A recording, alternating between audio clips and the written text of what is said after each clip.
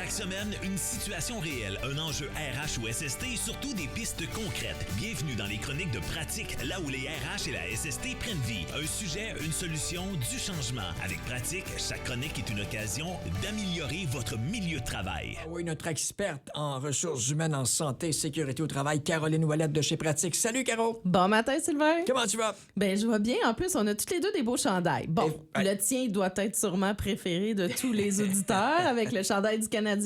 Moi, j'ai un chandail spécial aujourd'hui. Je me suis habillée santé-sécurité pour parler de cette thématique-là aujourd'hui. Oui, parce qu'il y a 2 formations maintenant obligatoires. C'est pas tout le monde, Exactement. j'imagine, qui est au courant de ça. Ben, tu sais, les gens ont reçu des communications, mais c'est une lettre Ouais. qui peut être mise sur le coin du bureau Ouais, c'est ça. en attente, puis on sait pas trop quoi faire avec ni quand s'en occuper. Fait que je voulais clarifier ça avec les gens. Donc, on a 2 formations obligatoires maintenant. C'est entré en vigueur depuis le 1er octobre 2025, suite au règlement sur les mécanismes de prévention de participation des établissements. Puis, ça rend obligatoire une formation pour les comités santé-sécurité et une formation pour le représentant en santé-sécurité des entreprises. Avant, les gens pouvaient se former quand ils voulaient avec n'importe quel fournisseur. Maintenant, ça a été régi, donc on passe par les ASP sectoriels ou par l'Université TELUC pour le faire en ligne, par exemple. Mais les formations sont maintenant obligatoires par la CNESST.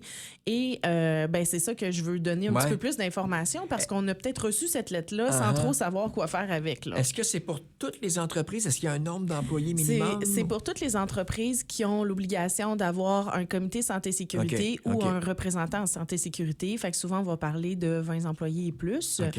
Ça veut pas dire qu'en bas de 20 employés, on va pas se former. C'est juste Ben non. que l'obligation OK, vient OK, régir ouais. à ce niveau-là. Donc, dans les 2 formations obligatoires, on va parler d'une durée de 7 heures. Fait que c'est quand même une formation d'une journée complète ou de 2 séances de 3h30. Donc, on s'entend que pour une fois, on va régir la façon de gérer la santé-sécurité. Ouais, T'sais, c'est bien. Demain Ben matin, je te nomme responsable d'un comité santé-sécurité. Uh-huh. Qu'est-ce que je fais? Par quoi je commence? Ben ouais. C'est quoi mes obligations? Et personne ne le sait vraiment quand on commence là-dedans. Puis des fois, on n'a pas nécessairement levé la main très haute pour faire partie de ce comité-là. Fait qu'on peut pas s'improviser expert le lendemain Non. matin.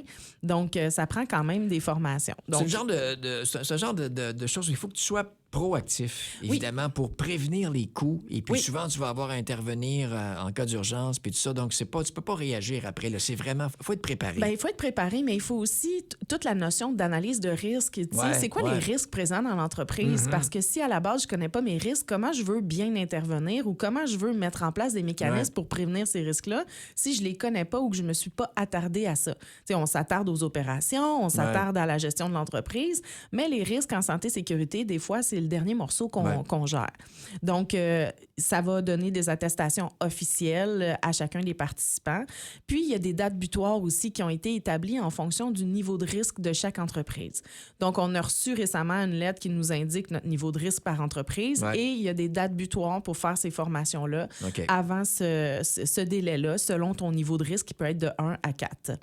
Et on choisit la date la plus éloignée entre la date butoir de ton niveau de risque ou le 120 jours après que tu aies été nommé, soit OK. membre du comité ou représentant santé-sécurité. Ça, la date butoir, elle est sur la lettre que les gens d'affaires ont reçue? Sur la lettre, on a notre niveau de risque de 1 OK. à 4 qui a été établi. Et après, sur le site Internet, on peut OK, savoir les OK. dates butoirs. Donc, par exemple, un niveau 4, ça va être avant le 1er octobre 2026. Un niveau 1 qui va être 1er avril 2028. Donc, Ouais. on a le tableau de dates qu'on peut se référer sur le site de la On les CNSS. suit à quel endroit, ces formations? On a soit la TELUC pour le faire en ligne, sinon ligne, en OK. présentiel, ça va être avec des ASP sectoriels. Donc, selon un établissement, il y a des ASP, associations sectorielles OK. paritaires, de chacun des milieux.